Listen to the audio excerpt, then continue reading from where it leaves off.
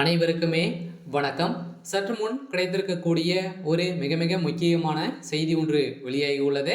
சற்று முன் அமைச்சர் துரைமுருகன் அதிரடி கைது, 7 ஆண்டு சிறை தண்டனை, இது மாதிரி செய்திகள் வெளியே இருக்கு.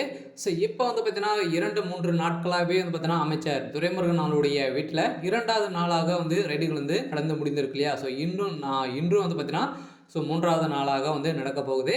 ஸோ இதைத் தொடர்ந்து அமைச்சர் துரைமுருகன் அவர்கள் இதுவரைக்குமே செய்த அனைத்து ஊழல் பட்டியலும் பார்த்தீங்கன்னா அதிரடியாக வைத்திருந்த சம்பவம் தான் இப்போ பார்த்தீங்கன்னா அதிரடியாக அமைச்சர் துரைமுருகன் அவர்கள் அதிரடியாக சிக்கிய சம்பவத்தினால அமைச்சர் துரைமுருகன் கொடுத்த வாக்குமூலத்தால் அதிரடியாக பார்த்தீங்கன்னா கோபாலபுரமே பெரும் சலரி போய் தான் இருக்குது. ஸோ அதனால் இப்போ அமைச்சர் துரைமுருகன் அவர்கள் பார்த்தீங்கன்னா கைது செய்யப்பட்ட நிலையில் அவருக்கு 7 ஆண்டு சிறை தண்டனை வழங்கியிருக்கக்கூடிய நிலையில் தான் இப்போ அதிரடியாக நீதிமன்றம் போட்டு இருக்கக்கூடிய உத்தரவால் அமைச்சர் துரைமுருகனுடைய ஒட்டுமொத்த கதையும் முடியக்கூடிய அளவுக்கு தான் இப்போ சம்பவம் நடந்திருக்கு.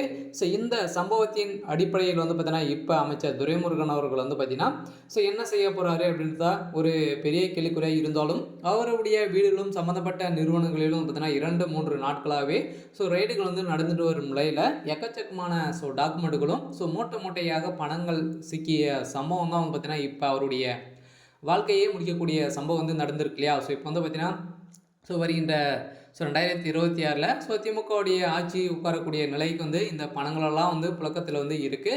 ஸோ இதை தொடர்ந்து தான் இப்போ இருந்தே பார்த்தீங்கன்னா இந்த பணங்கள் அனைத்துமே வெளியில் போகக்கூடிய நிலையில் இருக்கக்கூடிய நிலையில் தான் இப்போ அமலாக்கத்துறை அதிரடியாக களத்தில் இறங்கி திமுகவுடைய மூத்த அமைச்சராக இருக்கக்கூடியவர் தான் அமைச்சர் துரைமுருகன். இவருடைய வீட்டில் முதல் கையே பார்த்தீங்கன்னா அவருடைய வீட்டில் பெரிய கை வீட்டிலே வச்சுருக்கும் நிலையில் இவருடைய சம்மந்தப்பட்ட அனைத்து இடங்களும் ரைடுகள் நடந்துட்டு வருது. இன்றும் 3வது நாளாக நடந்துட்டு வரும் நிலையில் பார்த்தீங்கன்னா அவருடைய மகன் வீட்டிலும் அவருடைய பெண்கள் ஒரு வீட்டிலும் பார்த்தீங்கன்னா இப்போ ரைடுகள் நடந்துட்டு இருக்கு.